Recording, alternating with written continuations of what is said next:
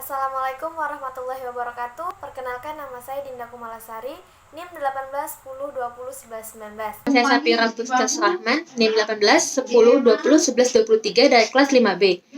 Saya dan Dinda di sini akan menjelaskan beberapa hal mengenai rokok dan juga vape. Selamat menyaksikan.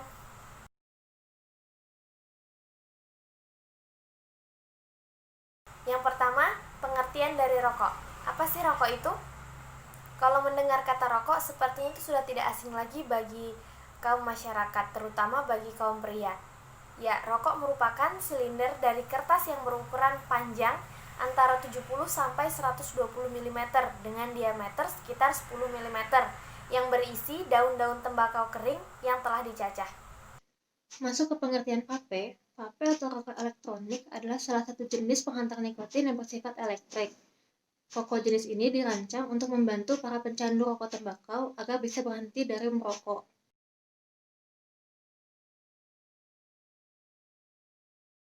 Selanjutnya, mengenai kandungan rokok, ada beberapa kandungan yang terdapat dalam rokok seperti karbon monoksida, nikotin, tar, ada hidrogen, benzena, formaldehida, arsenik, kadmium, dan amonia. Untuk kandungan vape, yang pertama vape memiliki kandungan propilen glikol yang berfungsi untuk memproduksi uap air. Lalu yang kedua, ada nikotin yang kadarnya itu berkisar antara 0 sampai 100 mg per mililiter dalam satu rokok elektrik. Lalu ada penambah rasa seperti coklat, vanila, dan lain sebagainya. Lalu ada komponen lainnya yaitu tobacco specific nitrosamin yang merupakan senyawa karsinogen yang ada dalam tembakau atau rokok tembakau. Jika kandungan nitrogen meningkat, maka kandungan tobacco specific nitrosamin ini juga akan meningkat. Tapi dalam vape, kandungan tobacco spesifik nitrosamin ini hanya ada dalam jumlah sedikit.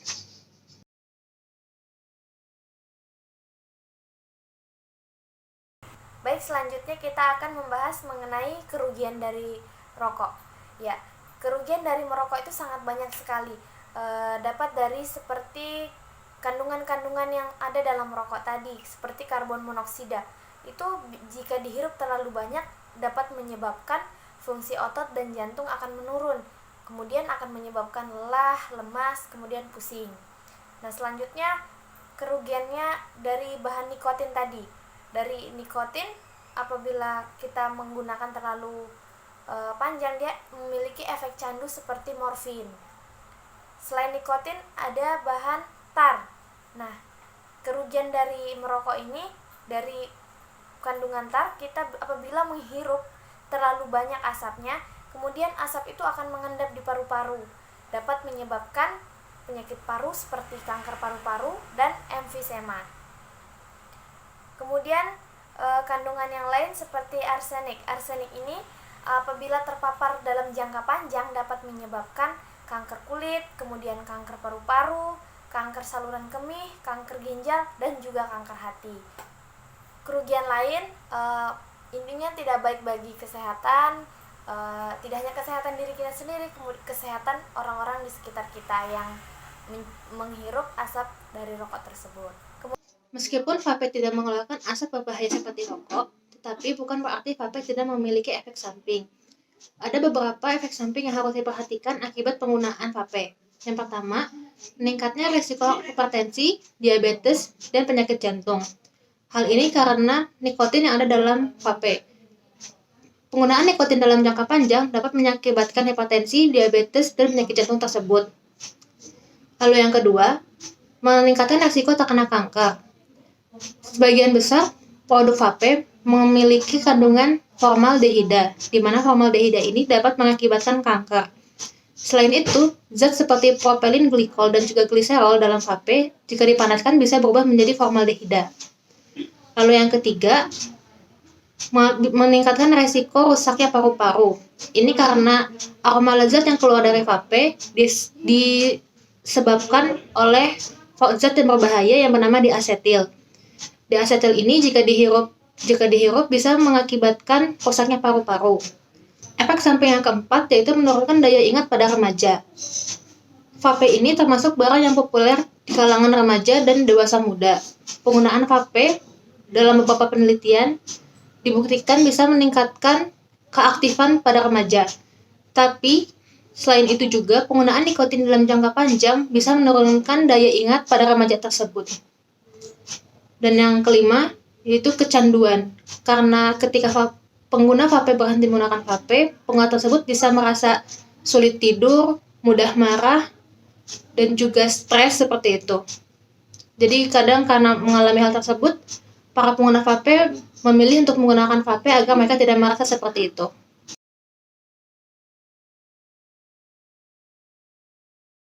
Kemudian selanjutnya kita akan membahas mengenai alasan kenapa orang menggunakan rokok. Menurut yang kami tahu, beberapa orang alasan menggunakan rokok itu awalnya karena coba-coba atau mungkin karena ikut teman, terpengaruh lingkungan lah. Kemudian alasan lain, ada beberapa orang yang alasan menggunakan rokoknya untuk menghilangkan stres. Menurut artikel yang saya baca, ada beberapa alasan mengapa orang memilih menggunakan vape. Yang pertama, karena mereka ingin mencoba-coba.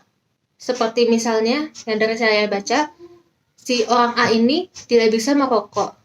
Lalu dia melihat temannya menggunakan vape, maka dia tertarik untuk mencoba menggunakan vape tersebut.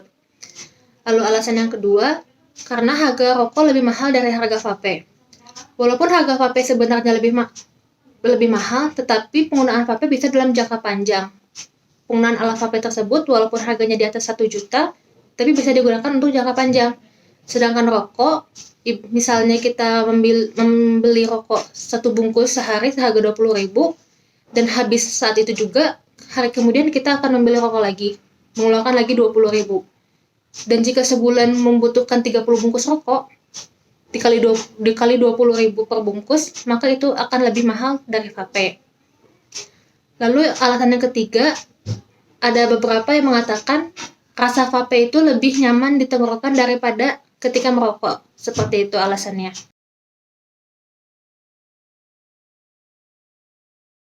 Bagaimana cara pencegahan seseorang untuk tidak merokok? Menurut kami, yang pertama, infokan kerugian dari merokok, seperti dampak-dampak yang buruk tadi untuk kesehatan, kemudian untuk keuangan juga, untuk orang-orang sekitar juga. Kemudian cara yang kedua, dapat gunakan uang untuk hal-hal yang bermanfaat, seperti mungkin bisa ditabung atau dibelanjakan hal-hal yang lebih penting. Kemudian cara yang ketiga, beri batasan penjualan. Jadi mungkin penjualnya dibatasi dalam menjual rokoknya dan juga dibatasi umur yang pembelinya. Cara pencegahan agar seseorang tidak menggunakan rokok ataupun vape, yang selanjutnya ada pengawasan orang tua. Karena ketika diawasi oleh orang tua bisa mengetahui apakah lingkungan anak tersebut baik atau tidak, sehingga jika anak tersebut salah, bisa dibenarkan oleh orang tua. Yang selanjutnya ada pergaulan yang baik, di mana jika anak tersebut berada dalam pergaulan yang baik, maka kegiatan-kegiatan seharinya akan berada dalam jalan yang baik. Tapi jika anak tersebut berada dalam pergaulan yang buruk, maka kegiatan-kegiatan yang dilakukannya akan memiliki nilai negatif.